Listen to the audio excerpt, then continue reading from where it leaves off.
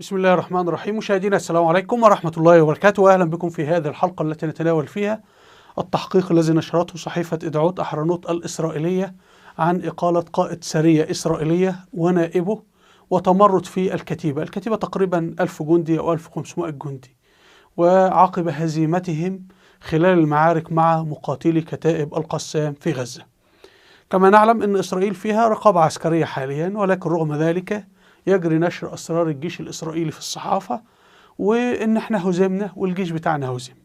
فهل نتنياهو هو الذي يسرب هذه الأخبار ليقول أنه سبب الفشل الجيش، أم أن الجيش هو الذي يسرب هذه الأخبار كي يقول أيها الإسرائيليون يعني كفانا حربا، احنا شغالين في الخسائر وغير قادرين على تحقيق الهدف، فتمهيد الرأي العام الإسرائيلي لذلك بأسلوب التسريبات.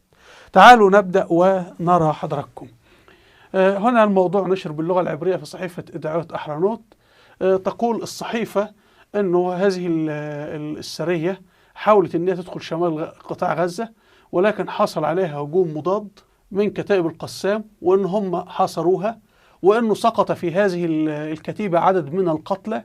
فكانت النتيجة أنه قائد السرية، وده ممكن يكون برتبة رائد أو كذا، انسحب إلى الخلف، وهذا الأمر أثار زعل وغضب قائد الكتيبة. فالنتيجة لذلك الكتيبة كلها عملت إضراب في الآخر، أو الجيش قرر يقيله، والمهم سحبوا الجنود إلى مدينة عسقلان تقريبا 1000 جندي وسط القتال، وجعلهم هناك في النادي إلى جرى وقف إطلاق النار.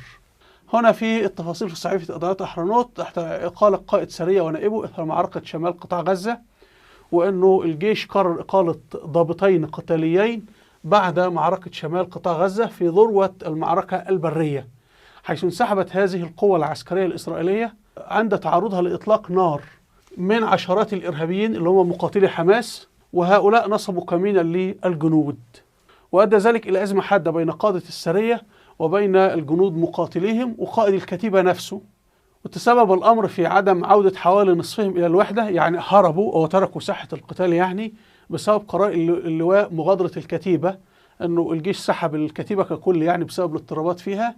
الذي حدث أنه مقاتلي حماس عملوا كمين لقوة إسرائيلية، إما أن هم عملوا افتعال قتال أو إطلاق صوت نار أو شيء من هذا القبيل، فالقوات الإسرائيلية بتسرع وتتجه لهذا المكان.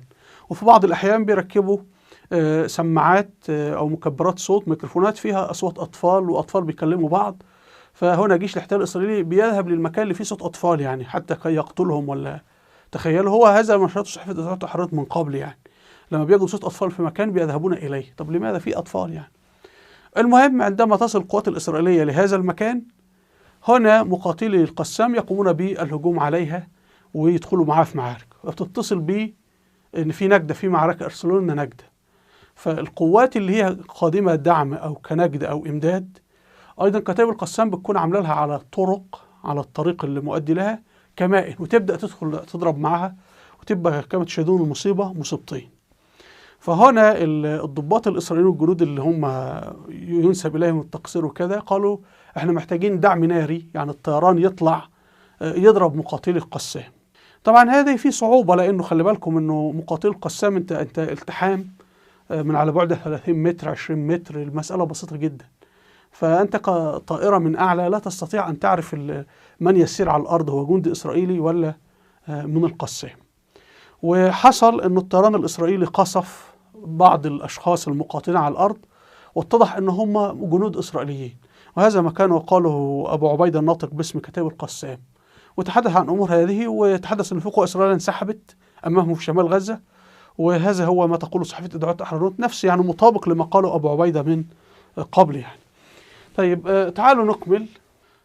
قال ضباط في اللواء المدرع اللي بتتبعه هذه الكتيبة أن القوة المنسحبة هذه أرسلت في مهمة بطريقة سيئة، لأن هي قامت يعني كانت مرهقة، وقامت بنشاط آخر مطول في قطاع غزة دون راحة يعني، وأن الحادث خلق أجواء صعبة في الكتيبة، حصل تذمر، لذلك جرت إخراجها من القتال أو سحبها من القتال.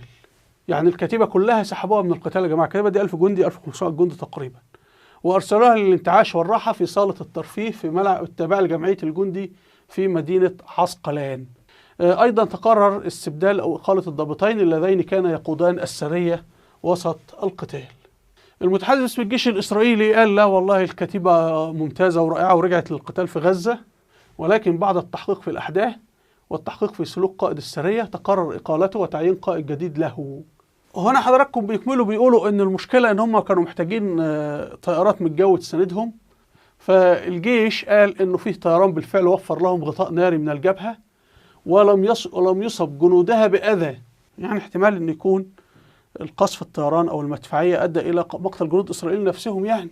والتفتيش اللاحق كشف أنهم قتلوا إرهابيين بالنيران التي استخدموها من الجانب الآخر، يعني المدفعية أو الطيران قتلوا الإرهابيين بتوع حماس مش المقاتلين الإسرائيليين يعني، ده الكلام بتاعهم. لكن الإجراءات القتالية أثبتت أنها كانت معيبة. ده معناه يعني إيه معيبة؟ لو هم انتصروا وقتلوا مقاتلي حماس وخلصوا على بتوع حماس ما كان بقى عملية رائعة يعني، ولكن انسحابهم والكلام ده كله معناه ان فيها مشكله. فالجنود بيقولوا احنا دخلنا منطقه محاصره، واطلق العديد من الارهابيين قذائف الار بي جي في اتجاهنا بنيران متواصله، يعني قذيفه خلف قذيفه. واضح انها كانت معركه كبيره يا جماعه. هنا صحيفه اسرائيليه بتنشر عن هزيمه الجيش الاسرائيلي في معركه شمال غزه في الخاصه بهذه الكتيبه او هذه السريه. هنجد ان وزاره الدفاع دي كلها بيانات حكوميه رسميه، لانه لا يسمح بنقل رقابه عسكريه، واحنا حتى لم يسمحوا لي الأسيرات الإسرائيليات أن يتحدثن للإعلام أصلا. هنجد أن مدير المقبرة العسكرية في جبل هيرتزل شمال تل أبيب أيضا على موقع وزارة الدفاع الإسرائيلية. هذا هو الشعار بتاع وزارة الدفاع الإسرائيلية. طلع في فيديو هم اللي نشروه، قالوا كل ساعة أو ساعة ونصف تأتينا جنازة، يعني في اليوم بيقتل 24 جندي أو 25 جندي إسرائيلي في غزة في هذه المقبرة ويدفن في هذه المقبرة فقط. تخيلوا بقى في 10 أيام 250 جندي وربما أكثر من ذلك. تعالوا نسمع. שמי ליאור ימין, משרד הביטחון ביחידה להנצחת החייל. התפקיד העיקרי שלי זה בעצם מנהל בית הקברות הצבאי קריית שאול. שמי דוד אורן ברוך. בעבודה הזאת קודם כל בראש ובראשונה אנחנו כאן למען המשפחות ולמען חללי מערכות ישראל. עכשיו אנחנו עוברים תקופה, כל שעה הלוויה, כל שעה וחצי הלוויה. הייתי אמור לפתוח כמות עצומה של גברים. רק בהר הרצל קברנו קרוב ל50 חללים ב48 שעות. كذلك أيضا كشف حاخام إسرائيلي بالأمس أنه ضابط شغال، يعني كان هو معلمه من قبل، اتصل به وحكوا له اللي حصل وقال له احنا قتل لنا في معركة واحدة 36 جندي كانوا في مركبات نقل جنود اللي هي اسمها النمر، وجرى تدمير المركبات الثلاث وقتل 36 جندي، وأن الضباط أصبحوا يضعون أيديهم فوق رؤوسهم. רבותיי, אנחנו נמצאים בשבוע השני של המלחמה בעזה. אתמול דיברתי עם קצין בכיר מאוד בצבא, תלמיד שלי. לא אמר את השם, שלא יעצרו אותו על, איך קוראים לזה, סודות מדינה.